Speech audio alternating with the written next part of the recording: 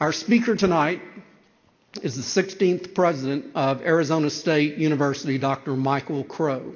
Dr. Crow has been the president of Arizona State since 2002. Born in 1955 in San Diego, California, Dr. Crow is the son of a U.S. Navy sailor.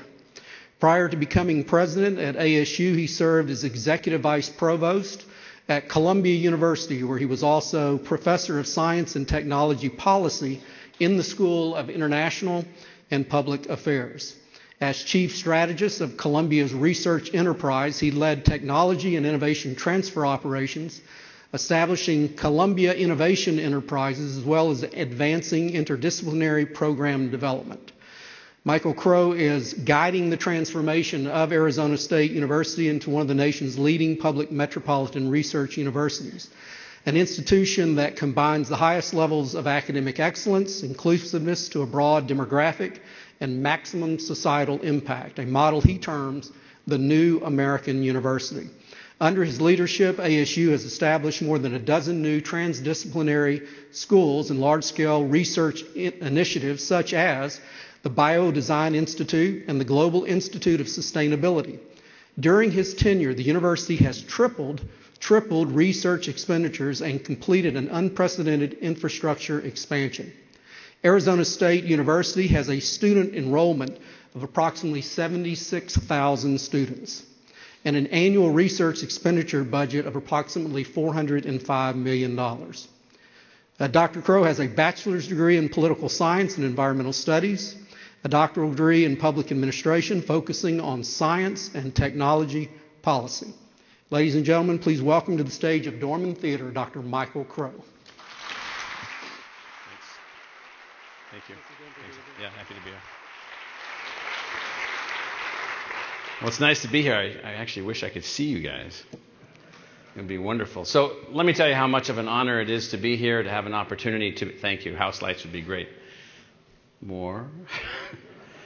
It's really an honor to be at another frontline public university. And what I mean by that, a public university committed to the same things that ASU is committed to, which is basically social transformation, community success, economic opportunity, social mobility, all the things that we stand for, all the things that we work toward. It turns out that not every university, even public universities, stand for those same things. And so it's really just an honor to be here at another frontline public university. Thank you for the invitation. I want to talk a little bit about the future of higher education. But you can't understand the future of higher education without thinking about its past. It's an unusual sector, so to speak. It's an unusual set of institutions. There are no 1,000-year-old companies. There are 1,000-year-old universities.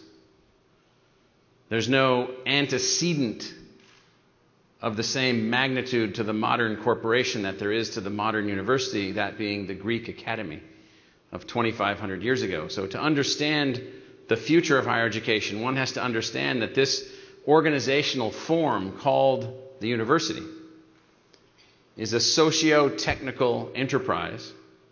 That is, it's a social and technological. Technical can mean a blackboard. It's a cultural manifestation that has in its 2,500 years been one of the most unbelievable things that humanity has ever conceived of.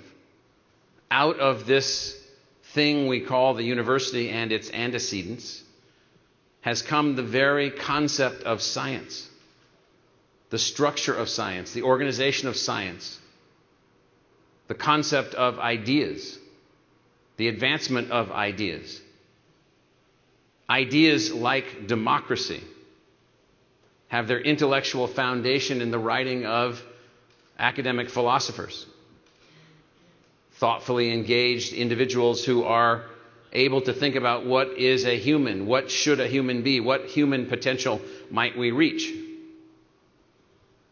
And so this thing that we're talking about, the future of higher education, is not a usual thing. 2,500 years in human history is a long, long time. And so when you think about what it is that we have in our hands, institutions of higher education of all of their various types, schools, colleges, institutes, universities, all these things that you all are a part of and that I'm a part of, they're not the product of a trivial set of market forces. They're not the product of a profit and loss statement. They're not the product of a set of dynamics that are here and there, come and gone. They are the way in which we as a species have learned to adapt, learned to learn to see who we are. It is a set of mechanisms and forces and dynamic energy or energies that has allowed us to be who we are, sitting where we are in today. In the year 2014, experiencing the best collective existence of human beings in our long and often challenging history. So when I say I'm going to talk a little about the future of higher education, please don't take anything that I'm about to say as a sign of disrespect for the institutions.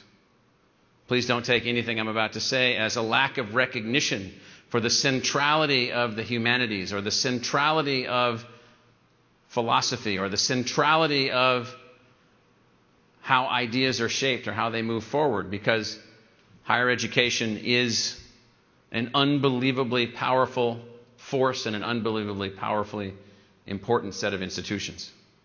Now, it is also the case that it is not 400 BC. We do not live in the hills outside of Athens in a little place of all things called Academia. Literally, that was like the name of this place. That, by the way, was about mind and body and no clothes. It's true. So the forces of change and the forces at work in the world of today are unbelievably different than they were then. They're unbelievably different than they were when I graduated from high school 40 years ago. Unbelievably different. Here are those forces of change. Again, we're talking about the future of higher education. You can't understand the future of higher education, at least in the United States, unless you understand these forces. Scale. It's not a pipsqueak little country. 315 million people growing to 450 million people. Second, the last 100 years, the single most significant mechanism by which human beings in this country have advanced their social mobility has been through education. Therefore, you have a very large country, and social mobility is a function of education. Guess what? People will want more of it. People will want a lot more of it. People will want more than we can afford. People will want more than maybe we can afford. Other forces of change are diversity. I gave a talk the other day on a stage where I came out to a crowd of about 3,000 women. And a famous woman author was coming out to talk about her book, Lean In. And I walked around, I am a dinosaur. A dinosaur in the sense that the world is unlike any world we've ever entered into before. It's the world that we dreamed of when the country was founded, where nobody could be held back for some stupid reason, based on skin tone or ethnicity or religion or gender or anything. Can't be held back anymore. They'll work at you, they'll beat you down, but they can't hold you back because you can get them. So that size, scale, and diversity changes everything relative to higher education. You add to that the fact that in the United States last year, there were 20, 25 million people in college.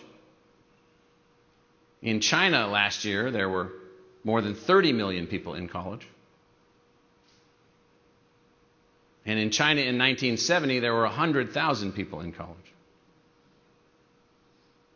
So the rest of the world has said, we know the path to success. The path to success is educational attainment. The path to success is ubiquitous access to unbelievable learning opportunities that higher education offers.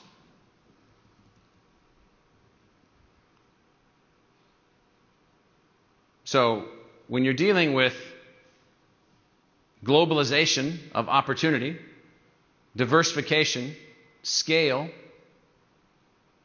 you throw all those things in, and then relative to the future of higher education, you throw in one other thing. A lot of people poo-poo this. Most of them are uninformed, and they'll be dead soon anyway, so it doesn't make any difference, and that is technology.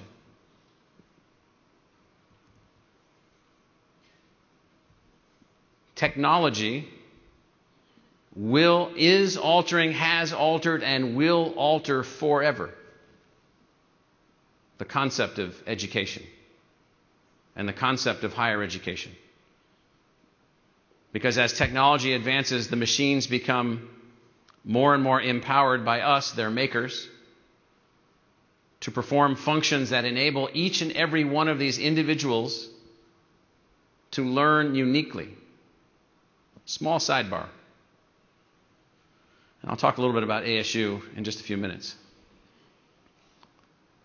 6 years ago, we had unbelievable problems with our math courses, particularly for incoming freshmen. Their test scores and their high school grade points indicated they should pass these math courses with a C or better. 35% of them did not, of these incoming freshmen.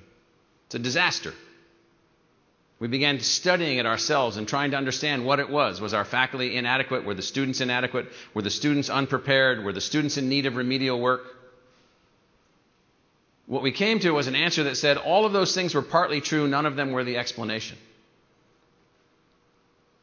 I'm just focusing now on this concept of technology. What we found was that the way that we taught math for the previous hundreds of years was chapter 1, understand it. Chapter 2, understand it. Chapter 3, understand it. Chapter 4, understand it. Do the problems at the back of the book, turn them in. Move on to chapter 5. If you fall from the pack, get a little tutor to help you to catch up. Understand, understand, understand, according to this particular methodological approach of learning. We began doing some experiments using advanced learning systems, what are called adaptive learning systems. We ran 1,000 students through these systems. And here's what we found. Not one of them matched the learning method to achieve an understanding of the math course at hand. Not one of them matched the path of a single other student.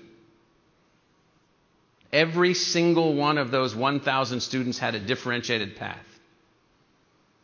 They did this, they went back to this, they went over to this, they went back to this, they had to go back to this, they went over to this, they went to this, they went to this. So we plotted this and decided that we had been making a grievous error.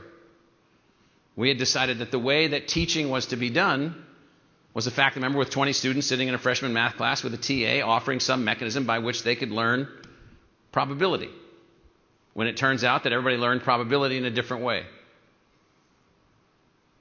And because we had particularly diverse students, we decided now to apply this new way of learning, this adaptive learning platform, to 20,000 students. Failure rate went from 35% and above to 10% and less. No longer could we predict a student's success based on their family's income, their incoming income. So technology, and I'm just giving you the simplest of examples, adaptive learning systems, interactive systems, individualized learning systems, game-based learning systems. This is a powerful, powerful force that can be powerfully enabling to faculty members. Powerfully enabling to faculty members. Now you take these forces and you take these changes and you take these challenges and then you say to yourself, well, what are we supposed to do? Particularly in a world that has drifted down a very, very slippery slope And I remember once when I was a kid going down a toboggan run down this chute, we would try to take our toboggans, and the contest was who could get the toboggan the closest to the open water. That would be the bravest kid. It was true. There was like open water out in this lake, and we would shoot out on this lake, and it was like who could get the closest and the closest and the closest and the closest. And my brothers and I, we got the closest, but the toboggan didn't make it back. We didn't go in the water, luckily, but the toboggan did. And so that open water for higher education is the fact that here's what's happened in the world, and I'm sure here at UT you all have experienced this dramatically. Universities like ours, like yours and mine, deeply committed to their public purpose, find themselves in a world where the status in higher education is achieved by what? Excellence is achieved based on what? Exclusion. You get a letter from Yale University about your admission to Yale University, and the opening paragraph says, I was reading one the other day, of the 35,000 students that applied to Yale, you were admitted along with a handful of others. You, therefore, are worthy. Those other scumballs, the other 34,000 that we didn't admit, they're less worthy. They went to a less worthy place. I wish them well. And so status, excellence, has become synonymous with exclusion. And so here's what's happened, and this is the third sort of factor facing the future of higher education. Universities have gone down three paths. Now, higher education, by the way, has thousands of different kinds of institutions. I'm talking about universities now. Multi-college, large-scale institutions. I'm not talking about the still existing Greek academies. My wife went to Oberlin. She went to one of those Greek academies. My son went to Bowdoin College. I was a trustee there. That's a little Greek academy. I'm not talking about those places. I'm talking about universities. 6, 7, 8, 9, 10, 12, 15 colleges. Academically active, scholarly active faculty members. That's a university. Universities are on one of three paths. Excellence only. Excellence only. That is, they're only about excellence. They're about admitting fewer and fewer students, higher and higher achievement of their incoming class, and higher levels of research. Excellence only. Then there's a number of universities which are on a path, usually by charter or by governing board edict or by state legislative mandate, access only. You're going to take all these kids, good luck. And in the middle is a handful of schools like UT, ASU, a few others, who are attempting to be a combination of excellence and access. The things that public universities used to be designed to do. Right now, when I was at Columbia University, I was there for 12 years, there was a very strong focus, if not an obsession, on beating Harvard, beating Princeton, and beating Yale. And not in sports, because we couldn't beat them in anything but fencing. And I was sort of the view then, just close the teams and give up. But the obsession was in isomorphic replication. In public universities, there's this school up the road in the suburbs of Detroit. What's it called? Michigan. So that becomes often the object of obsessive focus. It becomes the quote-unquote standard. Well, the standard for what? The standard for can you educate students from the upper 5% of the high school class? Well, I hope so. Can you take an already cut and shaped diamond and polish it to a higher glisten? I hope so. But it turns out that the country can't be successful if there's a set of schools that are access-only oriented. And of those colleges, what do you think is the graduation rate in those colleges and universities? It's under 40%. And the graduation rate over here in the excellence-only universities, graduation rates above 80%, sometimes 90%. Now, by the way, none of those public universities were established to be excellence only. They became excellence only. And in the middle, there's a space where a few schools are trying to move forward.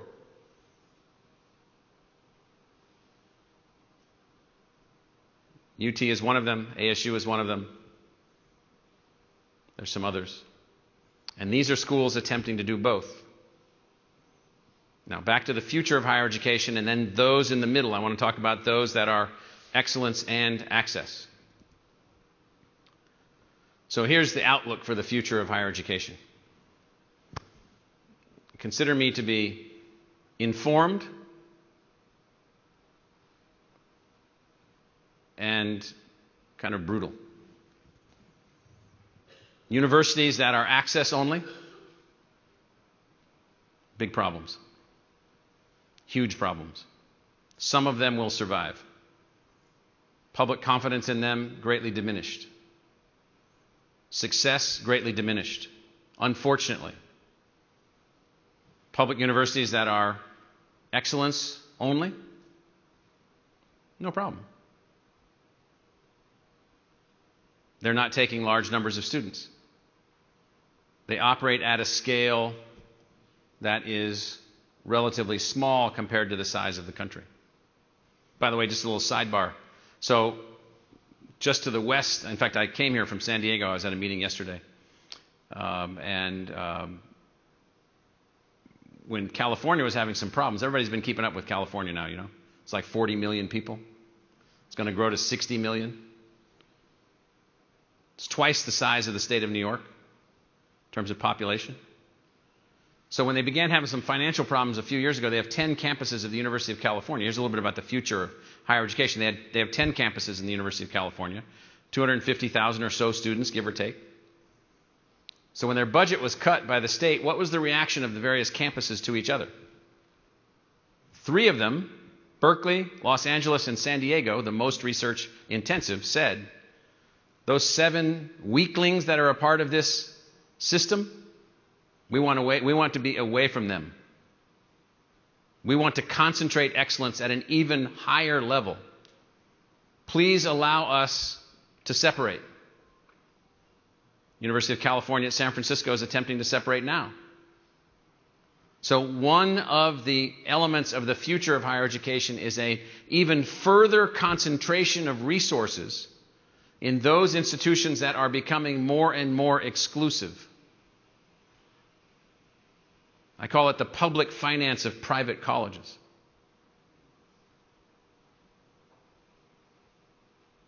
It's a very important point. So, the dynamic forces of the future for various colleges are somewhat bleak unless they are able to reinvigorate, reattach to the people other than just the smallest number of people as represented by the highest performing high school students in any given location. See, this is part of the dynamic of everything that you're reading in the paper. You're reading on the front page of Forbes magazine, I don't know if anybody saw it, the 50 colleges that matter. And at the bottom of the same title cover page, is college really worth it?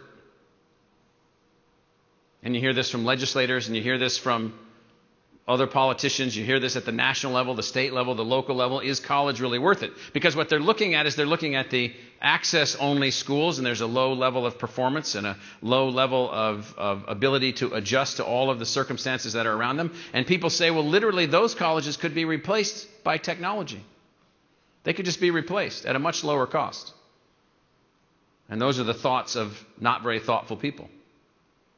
And oh, by the way, we're getting great return on our investment in, I don't know, what's the big 800-pound gorilla here in Ohio? Is it down in Columbus? People are laughing. Is it that one that's the first word of its title, the? How did they get that? How do you get to be the? Was that actually something that Gordon Gee thought up, or did somebody else do that? Does anybody know? I don't know. It's kind of strange. I just call him Tosu. And so it is highly likely that for whatever set of reasons, partly politics, partly dynamics, partly the forces of nature, partly all these things that are going on, it's partly the case that those schools that are deemed to be excellence only will get unbelievable resources, unbelievable facilities, unbelievable opportunity, new faculty, new this, new that, unbelievable license. Over here on the other side, in the future of public higher education, the access-only institutions, well, they're going to be replaced by, Dell computers in people's basements at a much lower cost, or free. The governor of Texas has an idea right now about, can you give a college degree for $10,000? Well, sure. Sure, you could. I don't know what it would be, but you could. So the future of higher education is really one in which there's going to be unbelievable stress. Unbelievable stress and strain around who can innovate and who can't. Now, maybe it's the hot desert sun or the unrelenting lack of water in the desert. But we decided, well, one, we don't really care what goes on in the rest of the country anyway, particularly Washington. And so 10 years ago, we decided that what we really needed to do was to begin a systematic re-engineering of everything that we are. We re-engineered our vision. Our stated vision right now, about to become our charter, our legal charter, since we didn't have one. We were a teachers' college assigned to the university, and they were ever so friendly to us in wanting us never to become a university, that ultimately we became a university after a vote against that by the regents of the state, after a vote against that by the legislature, after the governor didn't want it done, and so it was taken to the people in roughly 1960, and by vote of the people of Arizona, we were named a university in 1960, roughly. But what we decided, since we didn't have a charter, was to build a charter, and to build a charter around a unique vision. And the unique vision was that we will be an institution measured not by who we exclude, but who we include and how they succeed. And every sentence and every word I'm giving you is something that we then have worked to do and to measure. Who we include and how they succeed. The second thing was that we were going to do research, but we're not really interested in academic medals. Academics like to wear their medals on the outside of their jacket. I'm like, you guys might not know this, but nobody else in the society knows what any of those things mean. Therefore, why don't you wear your academic medals on the inside, and why don't you wear some medals about what you did for the people on the outside? So we would do research and measure our success based on our demonstrated impact on the public good.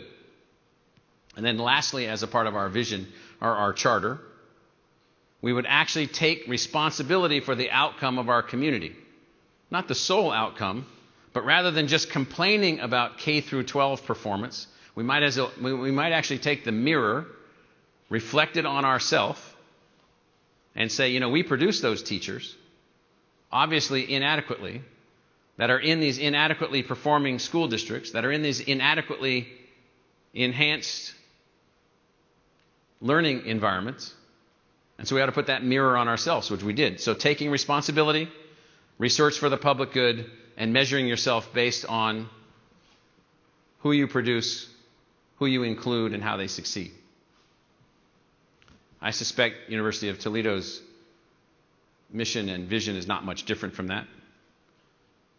But in our particular case, we decided to, and this is not, I don't know what you've decided here, so I'm not making a comment relative to you, but we decided to make our reason for existence. We decided not to care about any other school or any other university or chasing anyone else. There's enough to do where we are. There's enough to achieve where we are. So we began a systematic effort to advance a series of design aspirations, things we were going to strive to be. The university as entrepreneur, the university as socially embedded, the university as an agent for intellectual fusion, the bringing together of disciplines, the university as a center for use-inspired research. These were design aspirations. And from those design aspirations and that vision, we began to systematically undertake a culture change in our institution. The natural forces drive you to either access only or excellence only. The excellence only institutions have already been determined.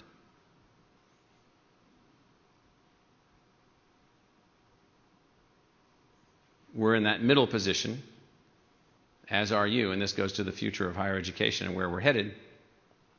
So what I can do is shorthand this a little bit for you and give you a sense of where we started and where we ended up. So, intellectual fusion, a design aspiration.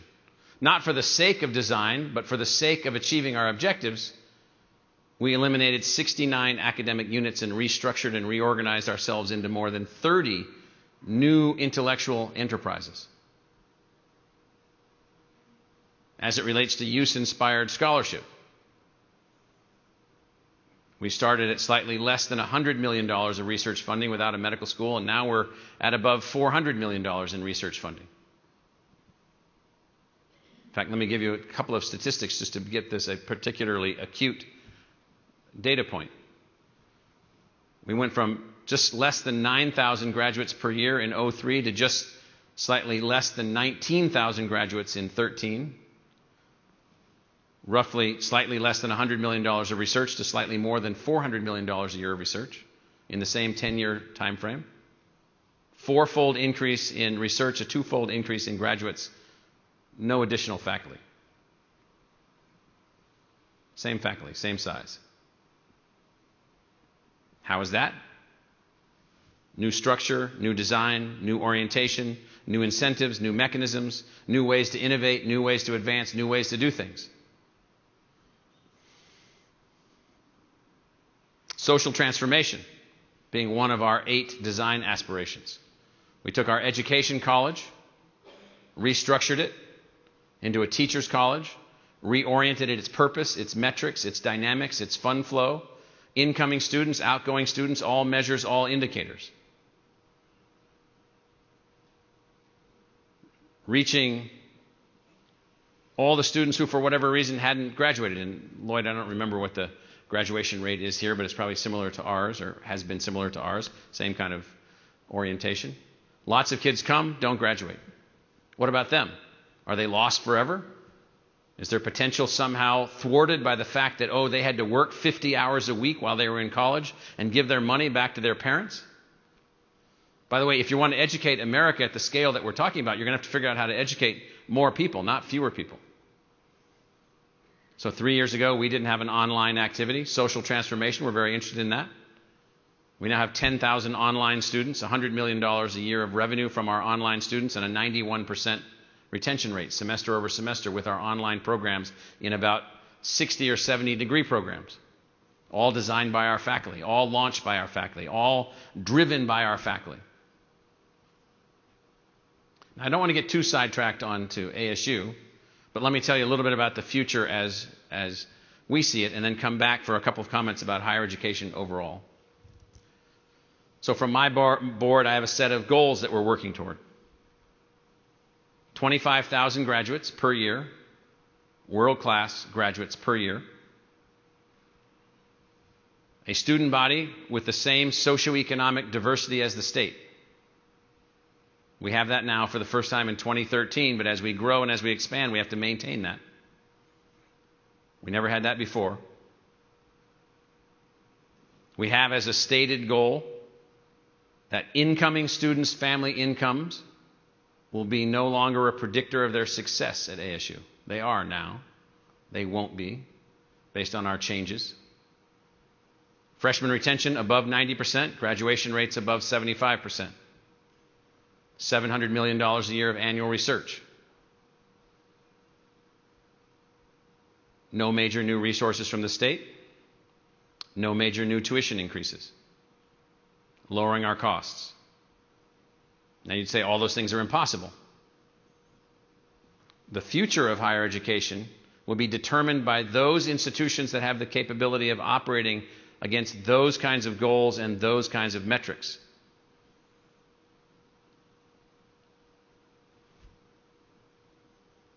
Now here's where things are headed. And I don't really get this. Because the public universities of the United States have not been able to figure this access excellence combination out, a series of profit-seeking entities have entered from the far right. No pun intended. Unless you want there to be one. They've entered from the far right. These profit-seeking entities, called for-profit universities, they're businesses. They see this need for education. They see a market opportunity. And they believe that they can operate on a cost basis much lower than the cost basis of the public institutions. You can see how they do this, since more than 50% of their revenue goes to either marketing or profit. Now, why are they there? Why do they exist? Well, they exist because there's some opportunity, and hopefully some of them can get it right. Don't get me wrong. If they can get a model and they can make it work, have at it. But they exist because within the public sector of higher education, we have become overly bureaucratized, too much like an agency in an arena where agencies are not the best model. Agencies are a fantastic model if you're running the Department of Weights and Measures or the National Institute for Standards and Technology or some other bridge and toll department or something like that. It's a fantastic model. It's not the best model for a dynamic, creative, interactive, knowledge-driven, theory-destroying, theory-enhancing educational enterprise. So the future of higher education looks like something like this. Some frontline public universities need to step up and address the waves of change. Diversity, size, speed, competition, to merge access and excellence at a scale not before merged, and to find a way to provide to the people access to the tremendous faculties that have been assembled. When you look at any faculty, the faculty here, the faculty at ASU, the faculty of the great public universities, it's unbelievable. I don't know how many faculty members are here. Lloyd, how many? 1,500 faculty here. We have about 3,000 faculty members. It's unbelievable. No Greek academy had 3,000 faculty members or 1,500 faculty members. No Greek academy had the scale of intellectual energy that the faculties represent. Yet, if we don't find a way in which we can take faculty and engage them in extremely creative ways with large numbers of students. So back to that math class. So our old math classes were 20 kids per section or 30 kids per section. Our present math classes are 150. They outperform anything we ever had before, dramatically. Freeing those faculty members to do other things, in addition to being unbelievably creative in the math courses that they've already designed and developed and linked with other partners. So the future of higher education, in my view, is going to be somewhat tumultuous and rocky, and victory, and I don't mean victory for the school, victory for our society, will be derived from those institutions willing to abandon any models of the status quo and find a way to innovate at the fastest possible rate. Now, it's not easy. It's very challenging. Requires unbelievable commitment on both the part of the of the board, the administration, and the faculty. But I can tell you from 12 years into this in Arizona, it is unbelievably fulfilling. This is what's happened at our institution. And maybe it used to be this way long ago, decades ago. But the vast majority of our faculty are unbelievably committed to this model. We hire faculty from great institutions around the country to be a part of this model. This model where we can say our student body is made up of is representative of the entire spectrum of the socioeconomic class differentiation in Arizona. That means whatever the poverty percentage is in the state, we have that many students in our undergraduate class as a percentage from below the poverty line. So many faculty are so deeply committed to this that they want to be a part of it. They want to be a part of this future for higher education. So to some, the future for higher education is one in which there will be winners. Those will be the innovators. There will be losers. Those will be the complainers. The complainers will have one fate in the future. I do not expect massive increases in public support. I do not expect there to be massive increases in tuition or any mechanisms for payments. So there'll be those that innovate and are able to make things happen, and those that don't, and they will lose. And then over here on the far right, we have these profit seekers looking at the problem. Some of them will eventually figure this out. So, in spite of all that I've said, I'm vastly optimistic. It's true. I am optimistic about the fact that some of the smartest people that our society has ever produced are housed in universities. And these individuals can do anything. In my case, the thousands of faculty members that I've been able to be a part of and be a part of working with them to help make these things happen, for us it's been truly transformative. I looked at the list not too long ago of the 26 Fulbrights that we won last year from ASU. So that was the third highest number of Fulbrights awarded in the United States. Harvard, of all places. Michigan. And when we're sarcastic, we call ourselves the Tempe Normal School. Third, among all competitors. Most of those kids that won those, Pell eligible. Our faculty get really excited about that. So the future of higher education goes to the innovators. Thank you.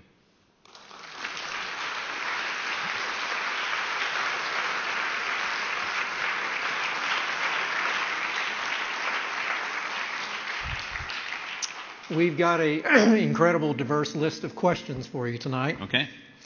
Oh, thanks. The first one is, can you talk a little bit about your ASU's international strategy? Our international strategy we call is our 8th design aspiration. It's called global engagement. We believe that any successful modern American university has got to have a global set of goals. Our goal is to have our students experiencing global issues and global problems, working on global issues and global problems, to be surrounded by a broad global presence. So we have about 7,000 international students right now. Our targeted goal is 10,000 international students as we're moving forward. We're working more heavily with, in fact, this is an area for UT to think about in terms of funding. We've greatly increased our funding from the U.S. Agency for International Development. We have a number of initiatives underway at the conceptualization stage with the World Bank. Our engineering school, which is similar to your engineering school, is now running the Higher Education Alliance program in Vietnam out of Ho Chi Minh City. We just opened an office there. We're very selective about this. We don't think about building campuses in places. We think about working on projects, working on programs. We've picked a few places: China, Mexico, Vietnam, Ireland. I'm in Washington on Thursday morning of this week meeting with the Irish ambassador. And we just announced the launch of an international school for biomedical diagnostics between Dublin City University and us, working with the Roche Pharmaceutical Company, which has a presence in Ireland and a presence in Arizona. And so what we're looking for is we're always looking for for places where people are already working together and leveraging those things. In the case of the Vietnam example, the big Intel plants in Arizona are heavily linked to the Intel plants in Vietnam, and so we find a way to become involved in all those things. So our international strategy, our global strategy, is to deepen the experience of our students by the environment that we create in the teaching and learning space, and then to partner with everybody that we can partner to work on projects that are interesting and cool. All right, wonderful. I think the question that we receive most often is having to do with your increase in the federal funded research from what it was 100 million to 400 million. Yeah, right. And now you have aspirations to 700 million. 700 million, right. And the question that I've gotten most often is, how in the world did you do that? I mean, what was the key? So the rules of thumb on expanding our research activity were, if it looks like there's a race underway and you're going to join it, give up now because you cannot win. And so it's a fool's game. Oh, well, we see there's 27 nanotechnology centers. I'm going to build number 28. So after 20 years of investment and $500 million, you're going to be 23rd. And so what one has to do, what we set as our case, and we use sustainability as one example. So there weren't any schools of sustainability. There were only a couple of big major research initiatives related to sustainability. Sustainability being that science which sits at the interface of the built environment and the natural environment. And so over time now we've gotten 275 faculty members involved in our Institute of Sustainability. We've made about 40 strategic hires across a number of departments and schools. We've got about 70 million in external research just within that group. And so we pick areas that are not crowded. The second part of our strategy is to help our faculty to win. So faculty members are tremendous idea producers, but it's unrealistic to expect that they can win easily $20 million proposals. It's just too much to ask. And so we built staff support, what we call proposal machines.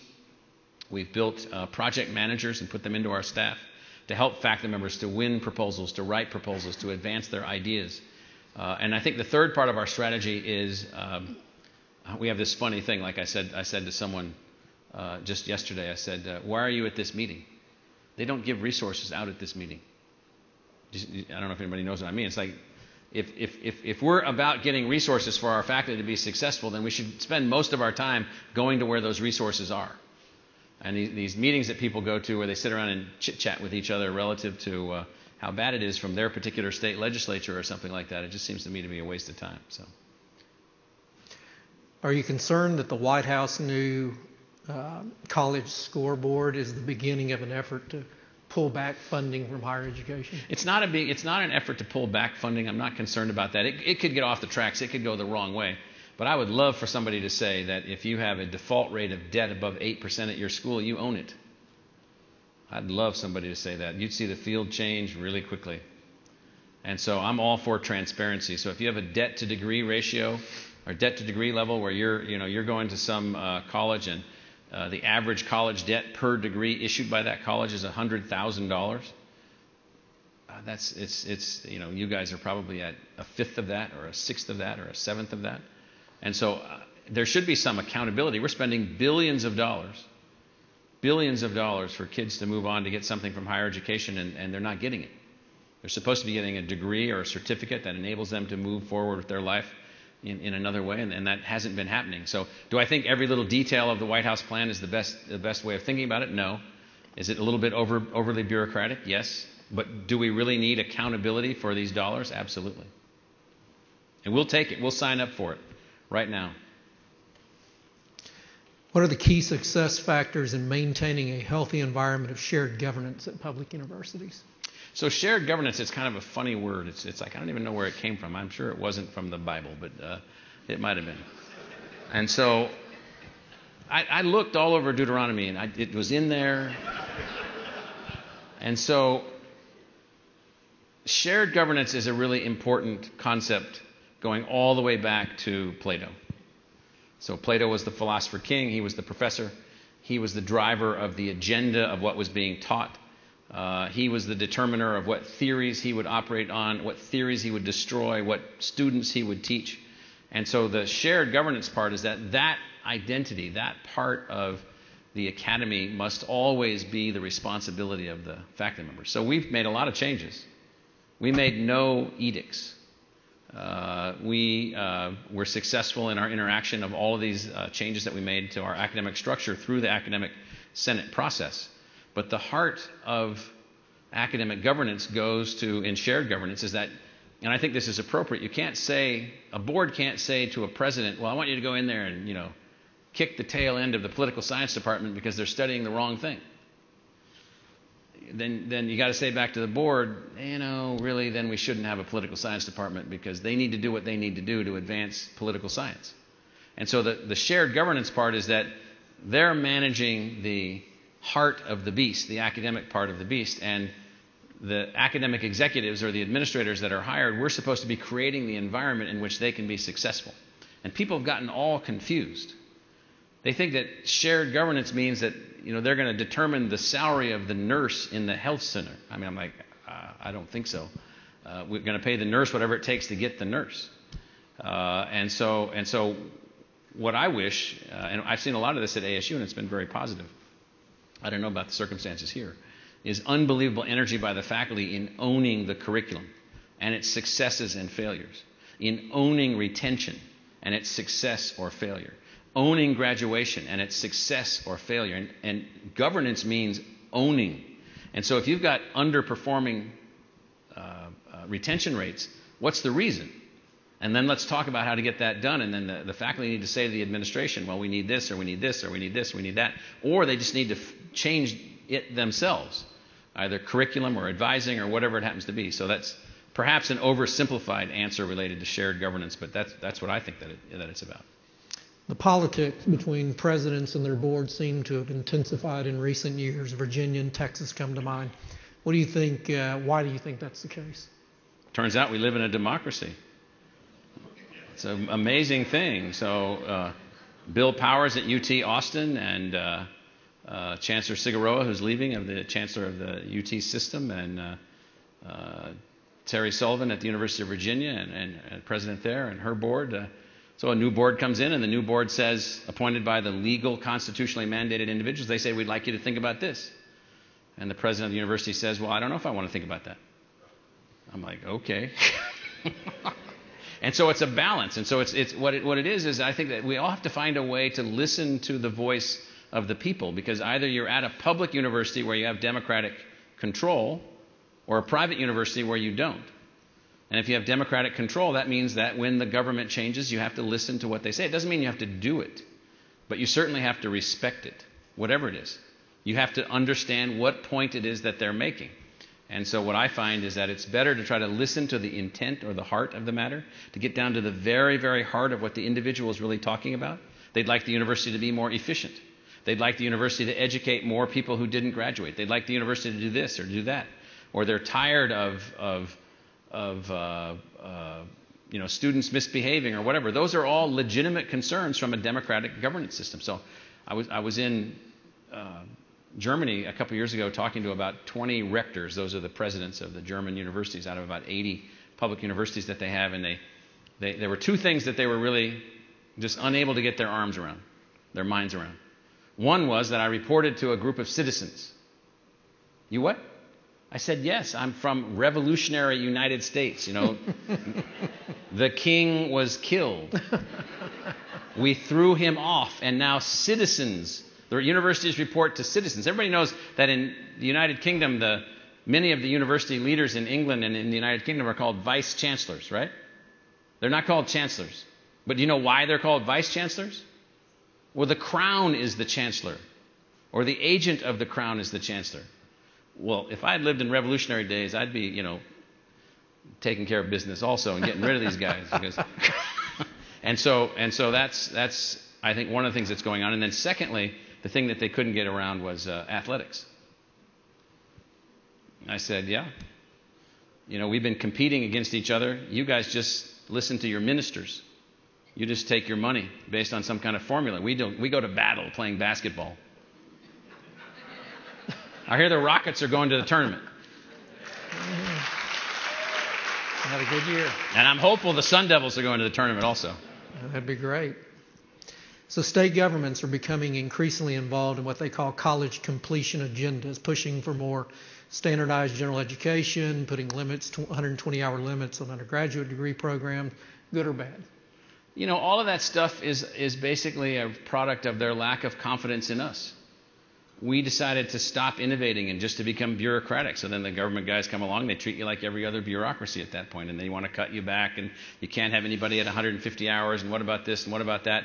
And so what they hear from their constituents is their constituents want their children to have jobs and job opportunities and mechanisms to move forward. And we all know that that's not the way that we think about ourselves, but that's the way they think. And we have not found the right language, the right mechanisms, the right tools, the right pathways. So is it a legitimate concern? To me, you know, short of, you know, fascists taking over the government, anything they express is a legitimate concern. They were elected. They were elected. And so we should find ways to listen to these things. We have an effort underway in our Center for the Future of Arizona on reconceptualizing high school, completely redesigning high school. We think it's about as messed up as you could possibly imagine. We're running charter schools right now ourselves in very low-income communities where we're trying to show how on the single thin dime that you get to go to a public school, you can actually make it work using every innovation that we've got. And so are there legislators concerned about all these things and performance and so forth? Yes. Are they legitimate concerns? Often. Do they merit attention? Yes. You were in the Wall Street Journal today. My wife told me that, yes. I was interviewed by this Wall Street guy like 5 months ago, and then I forgot about it. And then so somebody said I was in there today. One of the questions directed you in that article, what was your biggest mistake that you've made over the years that you've been president? So I'll pose that question today. Biggest mistake since 2002? You know, I think the complexity of disciplines, of the social constructs that we call disciplines, it's still an area where I'm learning. So you can meet with one group of people and you can talk about this and this and this, and it's all, everybody can get together. And then if you can meet with another group of people and they can't get along. And I had learned a little of this when I was at Columbia, and then have really learned it at ASU. And it's not that there's illegitimate reasons that they can't get along. There's intellectual reasons, that different ways in which they view the world, different theories of life or structure or culture or what have you.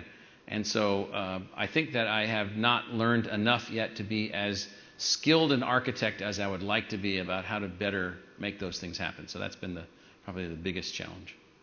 So when you look at state funding nationwide, per student state funding, I think, has gone down every state, maybe except one. 60% have actually cut total appropriations to universities over the last 5 years. Is it that legislators care less about public education today, or is it they care more about other public priorities like healthcare and public education? What's going on in your mind? You know, it's really complicated. So our cut from the state was 40% of our base in 09 and 10, 51% per student, just to put that into perspective. The first cut, that was $200 million to our base from the state. The first cut was in the 9th month of the fiscal year, so it had to be returned. So that was $100 million already spent. So 09 was a particularly challenging year for us. And what was the reason for all of that? Everyone thinks that it's the work of malicious nimrods or nitwits. It's really not. It is really a product of a series of really complicated, larger-than-life political maneuvers about taxes and no taxes and structure and the role of government. But when it comes to higher education, I really believe that we have not found a way to make a better case. And so that's what we've been trying to do in the years since then. We've seen a little bit of increase in our funding since then, but we've also made a deal. So we've said the way that you funded us in the 40 years previously, which was based on enrollment, proved to be as worthless for you as it was for us. It was not predictive of anything. So we've gone to a performance-based conceptual model for funding from the state. We don't have it finalized yet. We still have lots of, arguing and dickering going on, but nonetheless, we've gone to a different model. So different models, different approaches, different ways. Now, we also quit relying completely on the state. We went to the city of Phoenix and won a $233 million bond issue from the city of Phoenix. We got a $100 million investment from the city of Scottsdale. We got a many tens of millions of dollars investment from the city of Mesa. We found partners to invest $190 million in our solar energy system. We now have 25 megawatts of solar power, all private partnerships. And so we've found other ways to partner, other ways to link, other ways to do things, expanding the investors in the institution dramatically. Okay. You mentioned athletics earlier. Yeah. So I'm assuming you're one of the 16, 18 programs that finds a way to break even. You kidding me? Break even? I wish. Oh, is that right? Okay. And so for us, athletics costs us, I don't know, $65 million a year. We're raising about $55 million a year. We think we'll fix that. We think that we can get to a break-even point. I mean, athletics is a complex thing, and most people tend to concentrate too much on, as everyone always does, particularly sports reporters, the simple. It turns out that American university athletics programs are the main source of Olympic athletes for the Summer Olympics. Our government doesn't pay for them. Universities pay for them. We have unbelievable gender diversity in our athletics like we've never had before. 40 years, we never had that before. How does that get paid for? How do all those teams get paid for? They get paid by usually a football program and a basketball program in the larger schools, or by tuition in schools that are paying for more of their programs. It turns out that at the heart of American universities is competitiveness. Competitiveness is very cleanly expressed by athleticism. And so, do I support these programs? Yes. Am I a big believer in reform? Tremendous believer in reform. I was a Division I athlete for all 4 years. Oh, you were what sport? I was a javelin thrower really? at Iowa State. And in high school, as you can tell from this fine body, I was a heavyweight wrestler. So So I've been about the same El Chunko my whole life. And so what I found as an athlete in college was that my colleague athletes and I, everybody was a tremendous student, tremendously focused on going to school and loved sports and wanted to compete and wanted to, try to be on the Olympic team and, all the other kinds of things that you strove for.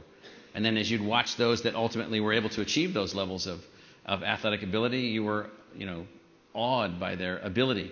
And when they represented the United States, I knew some folks that were on the Olympic team in 76 and in 80. You're just awed by what they can do. And all of that is a part of college athletics also. And people sort of forget all of that. Mm-hmm. And it's really kind of sad. Now we need reform. We've got runaway coaching salaries. We've got we've got basketball programs that are bringing in kids that are this one and done thing where you come in and then you go to the pros right away. I would support freshmen not playing. So it makes me less popular among university presidents, but you probably can tell by now I don't really care. So.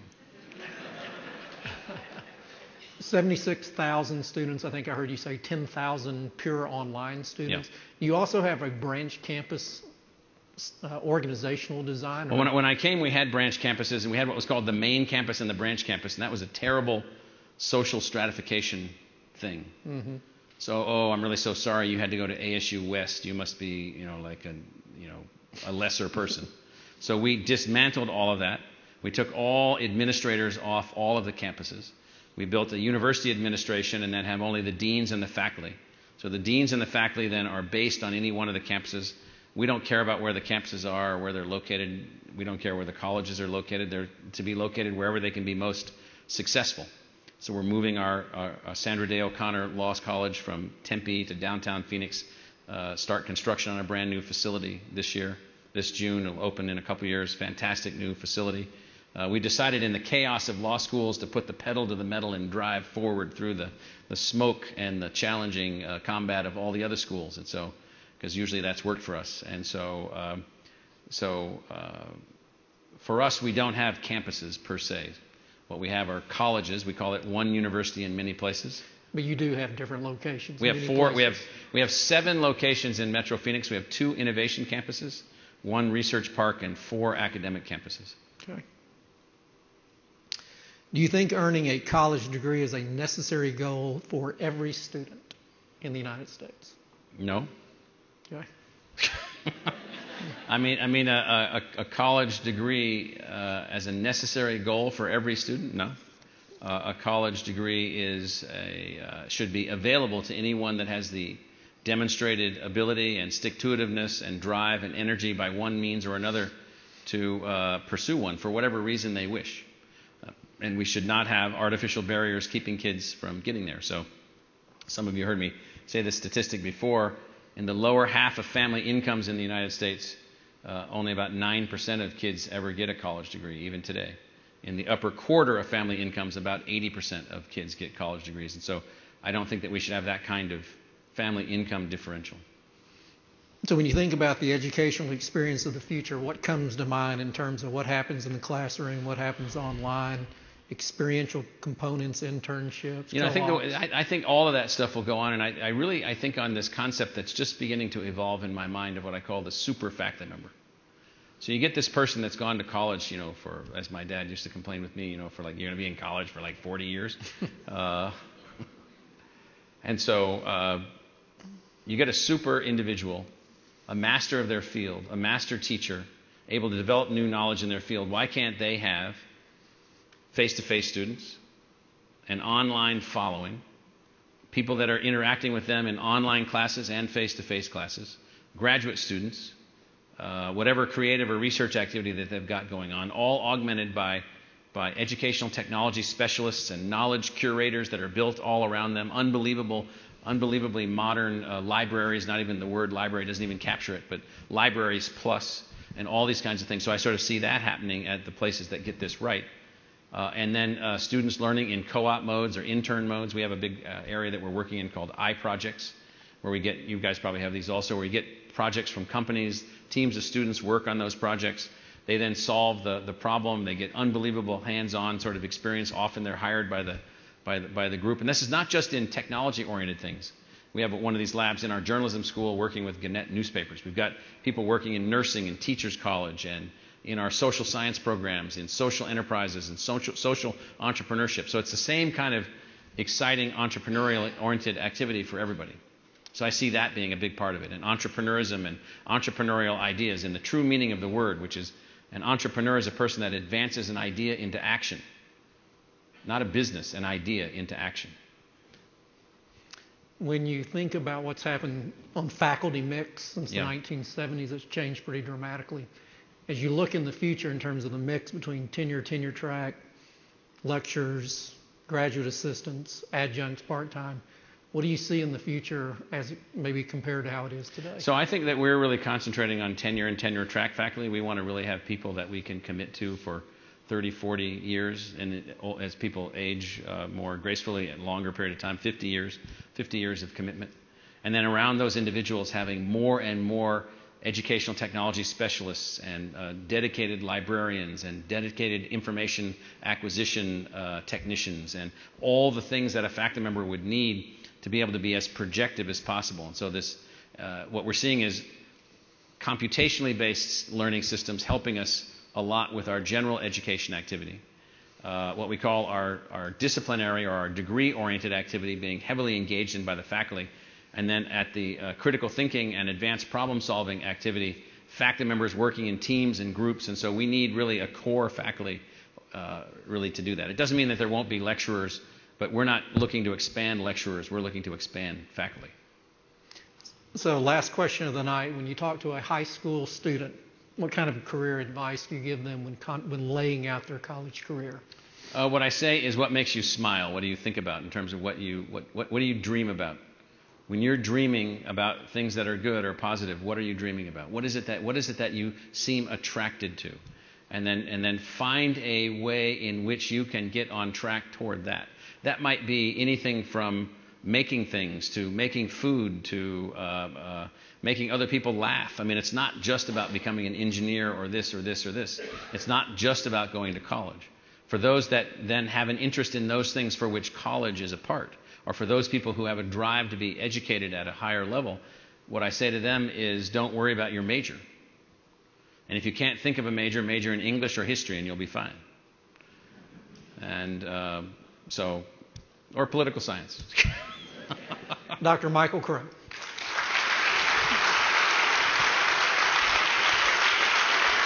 Thank you, sir.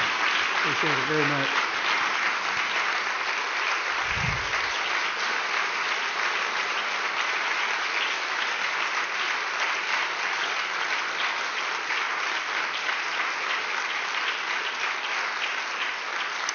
Ladies and gentlemen, thank you for coming tonight. Drive home safely.